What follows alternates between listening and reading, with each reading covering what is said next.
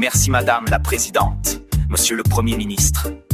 19 milliards d'impôts nouveaux en 2026 sur les Françaises et les Français, les salariés, les entrepreneurs. Hier, Monsieur le Premier ministre, je le regrette, mais vous avez donc menti.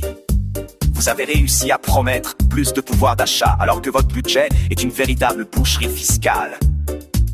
Pour la classe moyenne et les familles qui paient déjà le plus lourd tribut de tous les pays développés. Pire, Monsieur le Premier ministre, pire, la charge fiscale dans notre pays est tellement insupportable que depuis 4 ans, les impôts ne rentrent plus comme ils le devraient. À défaut d'écouter la souffrance des contribuables, écoutez, lisez les rapports de Bercy. Peut-être y serez-vous moins insensible. Hier, Monsieur le Premier ministre, vous avez donc menti. Vous avez loué la valeur travail alors que vous allez geler tous les salaires des fonctionnaires et spolier les pensions de retraités pour 20 milliards d'euros. Pas pendant 1 an, pendant 4 ans.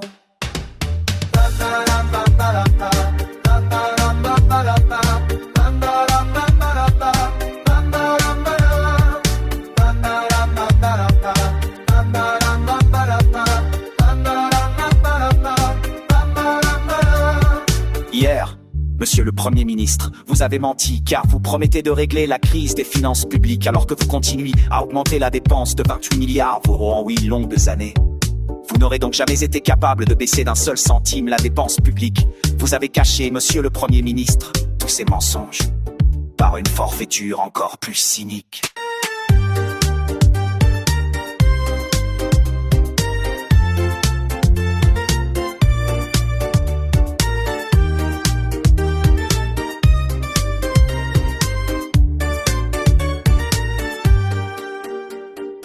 Vous avez menti à des milliers de Françaises et de Français qui travaillent dur et qui nourrissent le légitime espoir de pouvoir prendre leur retraite plus tôt. Et tous ces travailleurs, vous les avez trompés avec la complicité des sociotraîtres de service, jamais avares d'insulter l'intelligence et la dignité de nos compatriotes.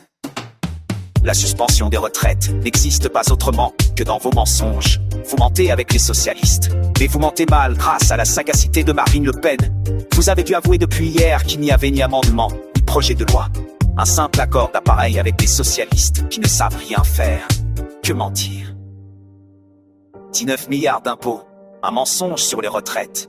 Quel beau pacte de lâcheté avec les R et les socialistes. Alors, avouez vos mensonges.